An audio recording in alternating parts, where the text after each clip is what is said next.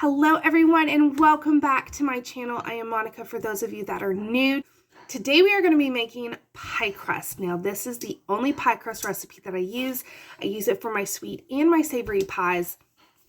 It is just an all-around awesome crust, and I'm going to tell you about how to plan ahead and freeze this or refrigerate it for future use. We have holidays coming up, and now is the perfect time to go ahead and get those pie crusts made, thrown in the freezer, and then you don't have to worry about it. You don't have to go to the store. They're better than store-bought.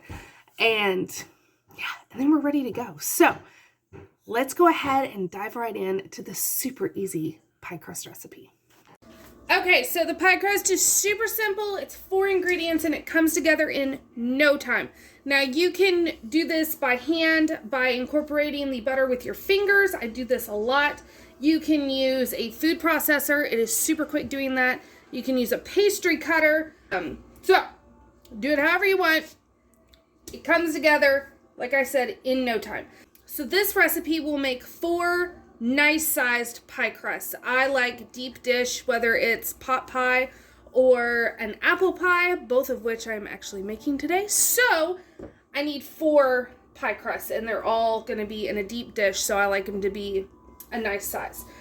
In our bowl I have 5 cups of flour, and to that I am adding 2 teaspoons of salt. Do not skimp on the salt because the pie crust does not have a lot of ingredients in it, and besides the salt there's no flavor in mine. You could add, if you wanted to, you could add a couple tablespoons of sugar, but since I will freeze this and whatnot, I leave it be. If I want to add sugar, I'll sprinkle sugar on top of the crust before I bake it. Okay, so once you get your flour and salt all incorporated, it is time to add your fat. Now for this recipe, and it is also my favorite recipe, we use butter. So this is 2 cups worth of butter. We're gonna get it into small cubes and get it thrown in. If you did not want to use butter, I highly recommend tallow or lard. Those are my other 2 favorites, but butter is at the top. So we'll get this incorporated in, and then however you're wanting to mix it to where it's a crumbly, pea-sized texture, and I'll show you what that looks like.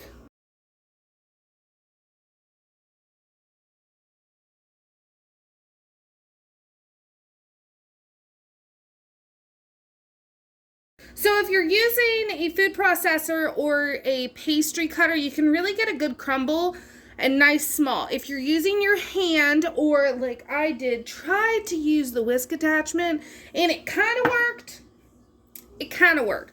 I was going in the right direction, but I still had to get in here and kind of break up the butter a little more, which is fine.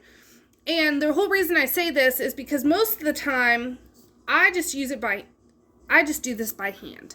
So you're not going to get that perfect texture that comes with using equipment.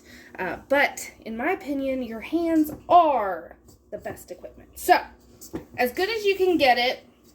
And now we're going to add our water. I have probably about a half a cup of ice water. I have an actual ice cube in the water. And so we're going to slowly add this in. We may need more, we may need less. But all you want to do is add some of it in, and then we're just going to start pressing this in on itself until we can get it to form a solid mass.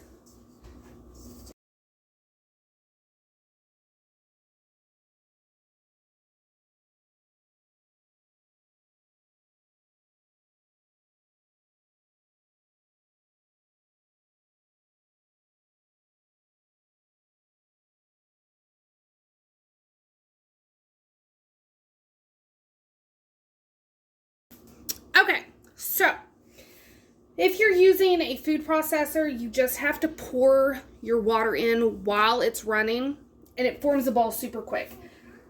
My food processor's broke, and I have no intention, unless I find one at like Goodwill, to buy another one, because I can just do it with my hands. But it does take a little longer, and once it starts coming together, especially when I'm making a bigger amount. I do like to just put it on the counter.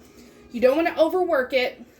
You want it to just come together like I have it. So if you do need to add more liquid, do like a teaspoon at a time. And then it's still going to kind of, I don't know how to describe it. It's crumbly, but not crumbly. That's the way you want it. If it's too wet, you're going to run into problems. And if it's too dry and doesn't come together like this, you're going to run into problems. But most importantly, you don't want to overwork it, because then you just have a really tough dough. So, like I told you, this makes 4. So we're going to cut it as evenly as we can. And then these 2 are fine. They're just going to go right like this into discs. These I'm going to kind of form into discs. Okay, so I have everything into discs, and at this point, you're done. So if you're wanting to use them like I am, these are going to chill for at least an hour. Mine are going to go for about 4 until it's time for me to cook dinner. And then I'll take them out of the fridge and use them. You just roll them out and bake them off for whatever your recipe calls for.